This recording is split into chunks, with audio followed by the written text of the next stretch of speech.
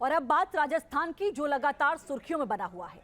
उदयपुर में गौस मोहम्मद और रियाज अतारी ने कन्हैया लाल की गर्दन काट डाली।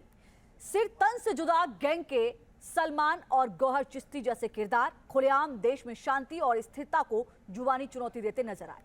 और अब राजस्थान में खुल गया है कंट्रोवर्सी का एक नया पिटारा, जिसे नाम दिया जा रहा है हिजाब वर्सेस मंगलसूत्र। आखिर ऐसा क्या हुआ जो एक बार फिर हिजाब का नाम विवाद में आया, और क्यों एक बार फिर गहलोत सरकार पर लगे हैं मुस्लिम तुष्टीकरण के आरोप, बताएगी न्यूज नेशन रिपोर्टर लाल सिंह फौजदार की सुपर एक्सक्लूसिव रिपोर्ट।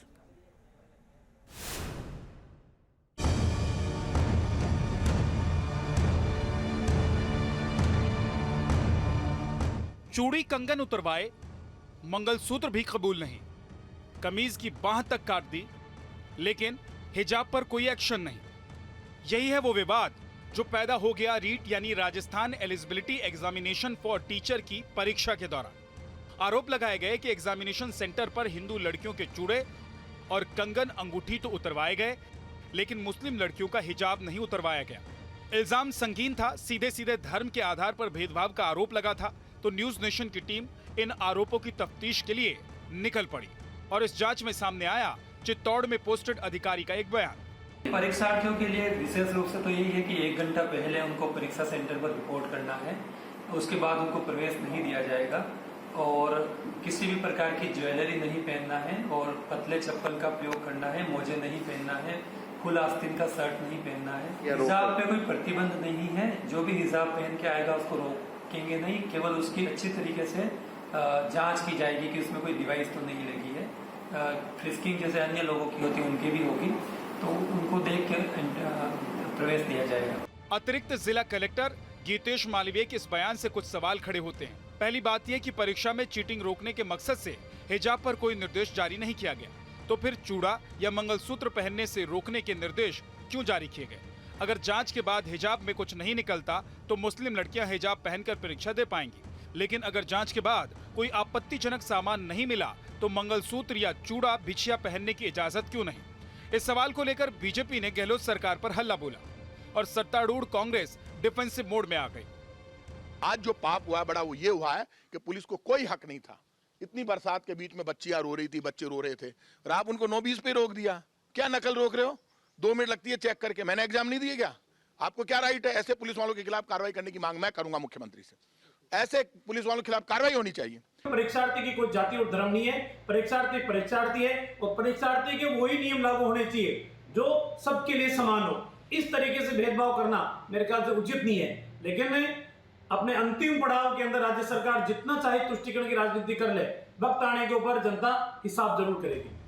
जो सवाल बीजेपी उठा रही है वो गैर मुस्लिम परीक्षार्थियों के भी हैं कि हिजाब में ऐसा क्या है जो उसे लेकर कोई दिशा निर्देश नहीं दिए गए, जबकि हिंदू धर्म के प्रतीकों को पहनने पर कड़े निर्देश या नियम क्यों जारी किए गए? क्योंकि जिस प्रकार से हिंदू महिलाओं के दुपट्टे, उनके गहने तक उतरवाए, परंतु हिजाब के ऊपर स्पष्टीकरण किसी भी तरीके का उन्होंने नहीं दिया, ना उन्होंने कोई नियम बनाया।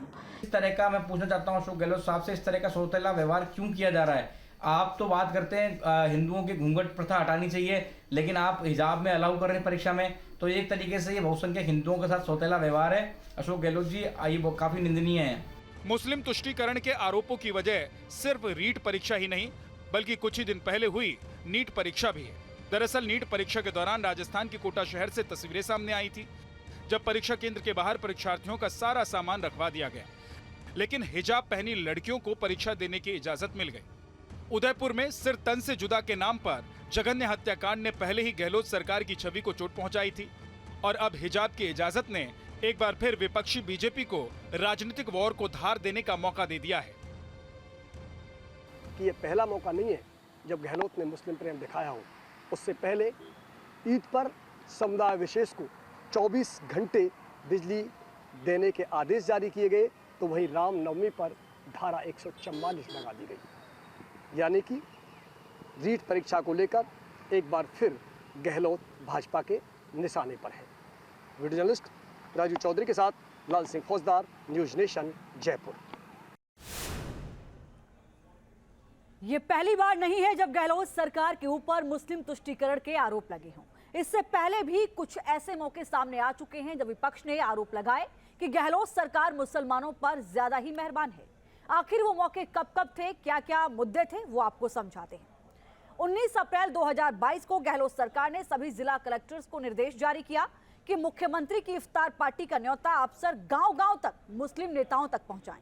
तब आरोप लगा था कि गहलोत ने इफ्तार पर ही ऐसा क्यों किया, किसी हिंदू त्योहार पर गांव-गांव न्योते क्यों नहीं पहुंचाए गए। 5 अप्रैल 2020 को सरकार ने बिजली कंपनियों को आदेश दिया कि रमजान के पूरे महीने बिजली की कटौती नहीं होनी चाहिए। तब भी विपक्ष ने यह आरोप लगाया था कि रामनवमी पर इस तरह का आदेश क्यों नहीं पारित किया गया। 17 फरवरी 2022 को हिजाब विवाद के दौरान कोटा में पीएफआई को रैली निकालने की अनुमति दी गई थी। तब भी सवाल उठे कि जब देश में कहीं पीएफआई को रैली या सभा करने की अनुमति नहीं दी गई तो गहलोत सरकार ने कोटा में अनुमति आखिर दी तो क्यों दी।